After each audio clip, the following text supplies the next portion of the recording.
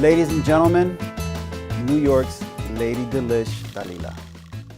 I've done things I'm not proud. Swallow my pride more than I can count. Begging for your love, trying to win you over. What makes you think you're so damn perfect?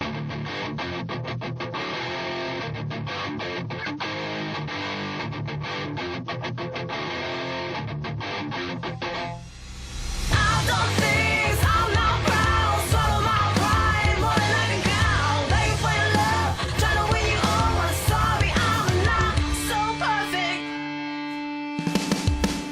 My apologies that it has come to this. I intended to make a cleaner break and avoid this mess.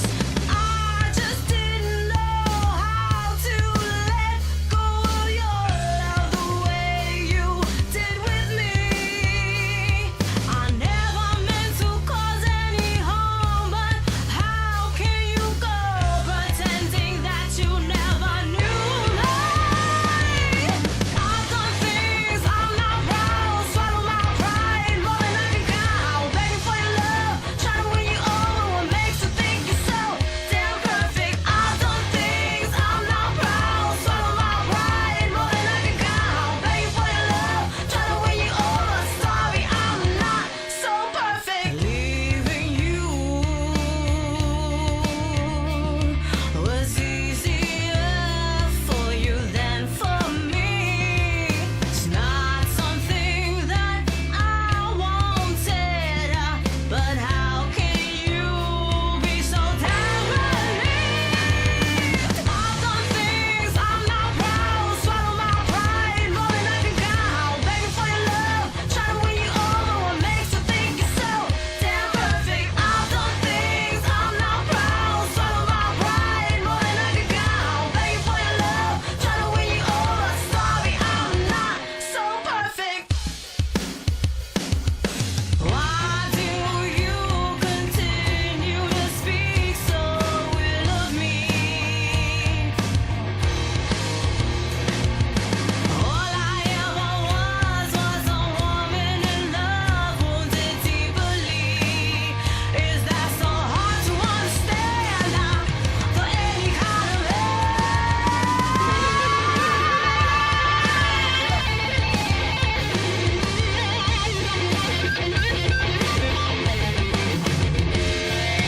Sorry that I ever met you. I'm sorry that I ever loved you. I'm really sorry for the day you were conceived. Hi, welcome to Entre, Nosotros on CCP TV, the educational channel of Community College of Philadelphia. I am your host, Gilberto Gonzalez. My guest today is Diana Rodriguez Wallach. Bienvenido, welcome. Hi, thank you for having me. Let's just start with your background and how you came to Philadelphia, Delaware Valley. Sure. I grew up in Delaware County, which is a suburb just south of Philadelphia, but my father is from Puerto Rico. He grew up in Utuado, which is a town up in the mountains of Puerto Rico. And he came here with his parents, my grandparents, when he was about 8 years old. And he and my mom met in Chester, PA. So my mom's Polish, my dad's Puerto Rican, so I'm sort of a mix between the two. And the first book in my series, Amor and Summer Secrets, actually delves into a lot about my culture, about being half Polish and half Puerto Rican. And like, what were some of were there similarities between the two cultures or huge differences? Not much, no, but it's more about, I guess I don't look like the stereotypical Latina. You know, I think people always used to wonder where I got the Rodriguez from in my name. And my dad, and they assume that I look like my father. You know, actually they assume that I look like my mother, I'm sorry. They assume that I look like my mother because she's Polish. And I don't, I actually look a lot more like my dad.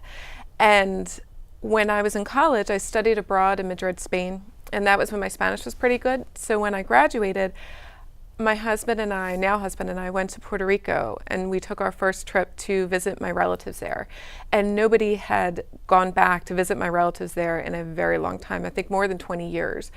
So it was a very interesting experience to, show up and meet all of these people who knew my dad and knew my grandparents when they were very little. And they were so excited to meet me. It was like they had seen me yesterday. And it was a very surreal experience, particularly because my relatives there looked a lot like me. Really? Yes. So they're fair-skinned? Yes, they're very fair-skinned, freckled, light hair, yeah, and they kept telling me over and over again that I look like Lizzie, I look like Lizzie, and finally, towards the end of the trip, I met who they were referring to, and she was about my age, fair-skinned, freckles, reddish hair, and it was very interesting to see, where I came from, and it definitely debunked all the stereotypes I think people have of what a Puerto Rican looks like. I think they assume that we all look like, Sofia Vergara or Selma Hayek, and we may wish we did, but that's not necessarily the case. Right. Wow. So what else, like when you were there, did your parents go with you? No, so it's just me and my now husband, and all of my relatives there spoke Spanish, so it was good that I went when I did because my Spanish was very good at the time. But I used that experience as the jumping off point for Amor and Summer Secrets. The character in that book, she's 15 years old and she lives outside of Philadelphia, and she's very privileged and very American. She's half Polish and half Puerto Rican, but she doesn't really identify with her Latina side. And so in the first story, her father sends her and her brother to Utuado, Puerto Rico, which is where my dad is from, to spend the summer. And she's not really thrilled about the trip, but she gets to meet all of her relatives there, and it's very similar to the experience that I had, though she encounters a lot more drama and a lot more family secrets than were true to my life. Oh, wow. Just give us one. She has her first romance while she's there, so she has her first boyfriend, and then she encounters the real reason that her family left the island, which is the secret in Amor and Summer Secrets, whereas I think my family just sort of moved. No dramatic reason for moving. Though they really didn't look back. I don't think either of my grandparents went back to the island after moving here. Wow. So you're still living in Philadelphia after your trip. Yeah, so I live in Center City now. And then when did you begin to write these stories? How did the whole writing Yes, well, it's an interesting story. I never set out to be an author, and I knew I was always pretty good at writing, and when I was in college, I specifically tried to take courses that were based entirely on essay exams because I thought I would get a better grade, and I usually did. And I went into journalism when I graduated. I lived in Manhattan for a few years working as a reporter, and I covered the hotel industry, which wasn't the most exciting field to cover, and I wasn't too thrilled with the job. So after a few years, I moved back to Philadelphia and I got a new job, and I was planning my wedding, and you have a lot of really crazy dreams when you're planning a wedding. And one night I dreamt that I was the author of a series of young adult novels, and I dreamt the entire series in my head, and it was very real and very vivid. And I woke up my husband, told him about the dream, and he said, "Don't you remember that psychic?" And it turned out a few years earlier, when I was still working at the hotel magazine, when I first quit the job, we took a trip around New England, and we stopped in Salem, Massachusetts, the home of the witches, right around Halloween. So it was all done up with everything, all the witch gear and everything. And I decided I wanted to go visit a psychic. I'd never been to one before, but when in Rome, So I stopped in and I sat down and I said I wanted to know about my career. And she said, "Okay, well, you're a writer." And I was impressed because it's not the most common profession. And so I was like, all right, yeah, I am a writer. And she asked, "What do you write about?" And I didn't really want to tell her because I thought she was a psychic and so she should know what I write about. So it was very cryptic, and I just told her business. I write about business. And she said, "No, I see you writing books, little books like children's books." And I had completely forgotten all about this story until my husband reminded me and I had the dream. And having been raised Catholic, I immediately thought, it's a sign. And so I decided, I was going to write my first novel. And so here I am. Wow. So it all came from fortune teller. Yeah, a fortune teller and a dream, not your most typical experience. I think a lot of authors have these stories of how they always knew they were going to be authors and they wrote their first novel when they were 2 years old or something like that. And that was not my story. I came into it a roundabout way, but I'm glad I did. Cool. So what were some of like your influences during your journey? I think the reason I write for young adult is because when I was growing up, when I was a teenager, when I was in middle school, I really gravitated to those books. There were a couple of writers in particular. Christopher Pike wrote a series of mystery novels that were very popular in the 90s, and I loved those books, and I devoured them. I used to wait, for the day the first book came out, and I vividly remember how excited I was about those books. And also Judy Blume is the grandmother of the young adult genre, and she was a big influence on me. So I think that's why I identified so much with that genre, and I think that's why my writing voice comes out so naturally. And I also sort of benefited from the fact that I didn't have the easiest teenage years. I participated in an anthology last year called Dear Bully, and I wrote about my experiences in 6th grade, with my bully. And I think because when you have a tough time, you vividly remember that, and I think that helps my writing and why I can still remember what it was like to be a teenager. Wow, so you just write, and as you write, like what, that was a motivator right there, like the bullying experience. What other type of things motivate you, and do you ever get writer's block? I don't tend to get writer's block. I'm lucky in that regard. I'm a big fan of just keep writing, and you can always fix it in the revision. So I used to have a goal before I had children. I used to write 3,000 words a day. I can no longer accomplish that with kids in the house, but I still do write every day. But a lot of my novels, a lot of my stories come from little tiny bits of my real life. So obviously it's pretty clear in A More and Summer Secrets that I was delving on that experience in Puerto Rico. But even later on in that series, the second book, Amigas and School Scandals, she takes a road trip to Cornell University and visits her brother in college, and he's in a fraternity, and that's very much based on my husband, who went to Cornell and was in a fraternity. And his fraternity brothers get a real kick out of those scenes because they're true. So when you read them, all the crazy things in that book really happened, and they happen to very educated people. So, and then in the last book in that series, Adios to All the Drama, there's a wedding, and that's, I was, at the time I was writing that book, I think I was in 10 weddings that year. So that was a lot based on, just my experience of my friends and I all getting married. And even my new material, the new book I have coming out, Mirror, Mirror, it's a short story collection. And the jumping off point for that was Greek mythology. So I took the myth of Narcissist and kind of updated it for young adults. Right, so you went from writing young adult fiction to... Yes, so Mirror, Mirror is still a young adult novel, but it's called paranormal young adult, meaning that it has a magical element to it. Similar to like the witches or the vampires, except in this story, the story of Narcissus, which a lot of people know, is, the vain hunter falling in love with his reflection in a mirror. And he was actually led to that pool of water by the goddess Nemesis, who's the goddess of revenge. And it was sort of revenge for how narcissistic and selfish and shallow he was. So I took that idea and updated it. So the main character in the story, Emmy, is a reimagining of the goddess Nemesis. And she is a paranormal secret agent who infiltrates high schools to rid them of narcissistic people. So she has this magical silver mirror that if people look into the mirror and they have a reflection, that means that they're good and their soul is pure. But if they don't have a reflection, that means they're narcissistic and soulless, and they'll get sucked into the mirror for all eternity. Wow. Yeah, so that's the paranormal element of it. It's my first foray into paranormal. The first series was complete contemporary realistic young adult fiction.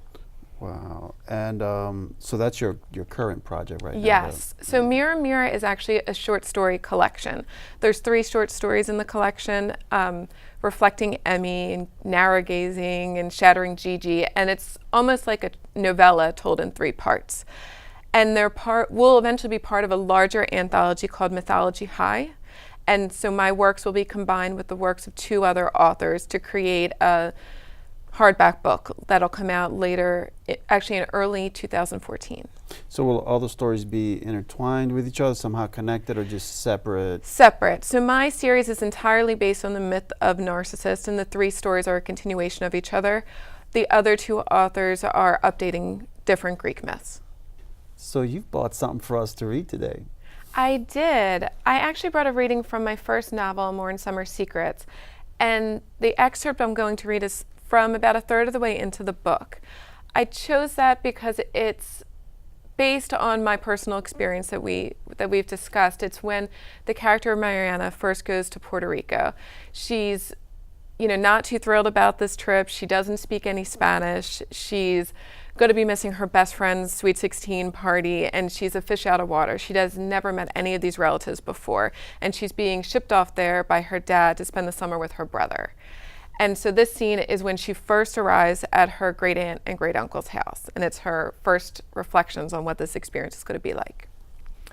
So chapter 12 of A More in Summer Secrets. It wasn't exactly a smooth introduction. The couple, who had my brother and me locked in bear hugs, rambled endlessly in Spanish, assuming we understood every word. Even if I did speak the language, I doubted I would have been able to squeak a word into their nonstop chatter. All I deciphered was that they were our hosts, Carmen and Miguel Mendez, our great aunt and great uncle.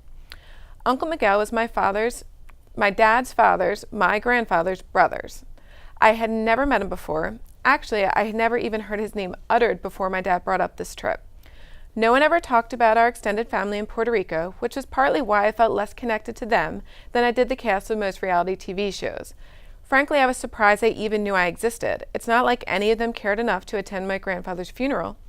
Puerto Rican relatives from up and down the East Coast paid their respects, but not a single resident of the island itself, not even his own sibling. I couldn't imagine missing my brother's funeral. I'd sell everything I owned to pay a ticket to see him one last time, despite the fact that he was currently responsible for destroying my life.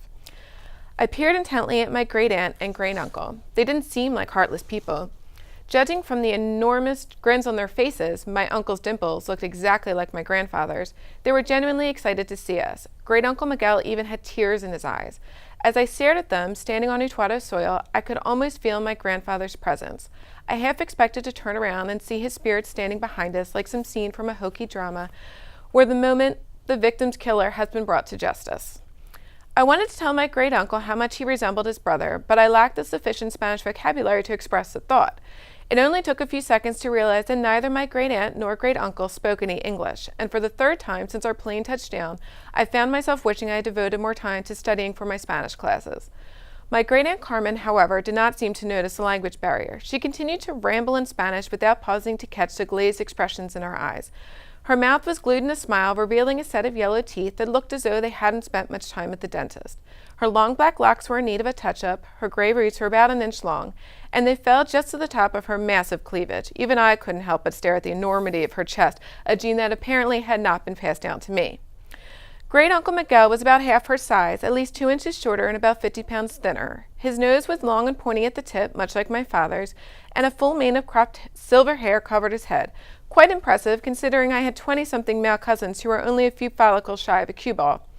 His yellow and blue floral button-down, I was tempted to call it a Hawaiian shirt, but being that we were in Puerto Rico, I thought maybe it was a Puerto Rican shirt, was soaked with giant round sweat stains that I pretended not to notice. Carmen, who still hadn't let go of me, led me from the road toward our house by my biceps. I turned and saw Miguel guiding Vince in much the same manner, while Alonzo stood at the car unloading our bags from the trunk. My big suitcase weighed more than I did, and it had taken 3 of us to load it into the truck, so I had no idea how he was going to haul it out solo. We hurried across our front lawn and noticed that the grass was brighter than it had been back home. It matched the sea of emerald that had surrounded us on our drive. We walked to the front door, and I could hear what sounded like a party outside. Numerous voices boomed above the sounds of salsa and clinking glasses. Aunt Carmen tugged the screen door open, and dozens of eyes immediately shifted in my direction. Conversation ceased, and all I could hear were the beats floating from the radio. I stepped inside, my pupils struggling to adjust to the dim light. It was early dusk, but no lights were on, and I quickly guessed it was to keep the room cool. The house clearly wasn't air-conditioned, which explained Miguel's sopping shirt. The air was thick with the smell of spices and perspiration, and I could feel beads of liquid already forming on my forehead. Whether I was sweating because of the temperature or my anxiety, I didn't know. Hola, I said meekly, flicking my hands in an embarrassed wave. The crowd took a collective inhale before sputtering simultaneously and rushing toward me like the paparazzi towards the diva. At least 20 strangers buzzed in my ear, hugging me and chattering nonstop. I twisted my neck and saw Vince engulfed in a similar spectacle. With so many different voices and such dense accents talking all at once, I couldn't make out a single Spanish word they were saying other than hola, chica, and what sounded like the name Lily. Confused and uncomfortable, I was never big on people touching me, not even ones I was related to. I tried to introduce myself. Hola, me llamo Mariana, I shouted, but they kept uttering Lily repeatedly while stroking my hair and patting my face. I tried to squirm away, stretching my head and raising my shoulders, and I briefly caught a glimpse of Vince laughing hysterically. He was having a much less difficult time with their up-close and personal introductions. His face was beaming, his arms were spread wide like a king greeting his subjects. I could tell he was loving this. No, you don't get it. My name's Mariana. I'm not Lily, I stated as I tried to weasel free from the pack. Soy Mariano. Me llamo Mariana, I repeated slowly, thumping my chest as they continued repeating Lily. Vince, a little help here, I called, turning toward my brother, who was still laughing and enjoying himself. Who is Lily? They think I'm Lily. Finally, the familiar sounds of English emerged from behind me. They're not saying you are Lily. They're saying you look like Lily, said the young feminine voice. Everyone instantly hushed. I spun around and was face to face with my own reflection. Well, not really, but I was staring at a girl who could pass for my sister, if not my twin. She was about my age and roughly the same height and weight. Her hair was the same shade of brownish red, her face was round and pale, her cheeks pronounced and covered in freckles, and her eyes small, almond-shaped and brown. Whoa, I mumbled. I'm Lily, she explained, though I'd already figured that out. Wow. Very nice. Thank you. Very nice. I think what I really liked about it is the cultural experience, because in Puerto Rico, you know, people, the opposite of, you know, like in America, people shake hands, they keep that distance from each other. And in Puerto Rico, everyone's hugging, everyone's kissing. Yes. You know, they keep their hands on you. You know, it's all about, it's just so different, that culture. Yes. And the book is very much based on the family dynamics and her stark differences between her family back here, who is a little colder, you know, a little more distant. Like she says, she doesn't like to hug. You know, they wear robes around their PJs type of family. And here in Puerto Rico, she's sharing a room. You know, everybody's touching her. Everybody's in everybody's business. And it's a very different culture and a warmer culture. And she starts to warm up to it by the end of it. Right. And some of it is actually based on my relatives who actually lived in the Philadelphia area. I had an uncle who every time we went to visit them, there was always a salsa party going on in the basement. And I remember growing up just like how bizarre, it's like you're walking into a different world when you went over there. Yeah, no, that's, and you captured it right there, because like in your personal experiences, I mean that, because that's basically, it's a lot kind of you pull from that. Yes. I mean, I think that it's fiction, but it's also real, because that's what it's really like. That's what it's really like. And I tried to make Puerto Rico almost a character in the book. So by the end of it, you really felt like you've been there, and not just the touristy Puerto Rico, you know, not just Old San Juan. And it really covers those things. She does go there, and she goes to the rainforest, and she goes to the beach and stuff, but it really wanted to get the flavor of a local and what it's like to be there as a local. No, it's beautiful, beautiful, Thank you. amazing. So you write books, and you also teach. So tell us a little bit about. So I do creative writing workshops, and when these stories first came out, the workshop was based on how students could take something from their own life and turn it into fiction. And I still do that workshop, though now I'm offering a new project based on my new work, where students are going to collaborate to create a piece of creative fiction based on a myth or a fable or Greek mythology. It's a very popular trend right now with a lot of the TV shows out there, Once Upon a Time, and all the movies out there that are taking like Hansel and Gretel or Red Riding Hood and making them scary and paranormal. So what I do is I go into a classroom, and usually an English classroom or with a librarian at a library, and the students and I work together to create a story based entirely on their ideas.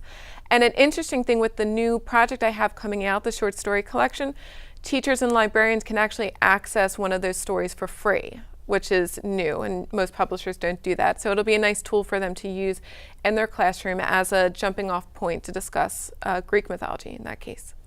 Very cool. And where do you do these workshops? Where do you offer them? Mostly in the Philadelphia area. You know, I've done a lot in Philadelphia and in the surrounding suburbs, Delaware County, Bucks County, that sort of thing, New Jersey.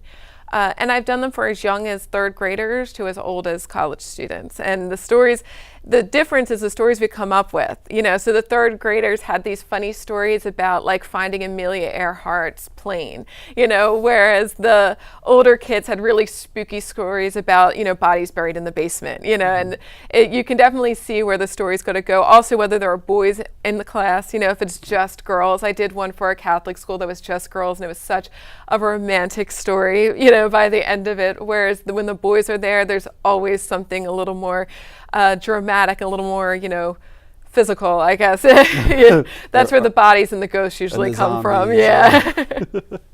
Tell me about your website. Yeah, so I have a website, and it's brand new. It's launching right now.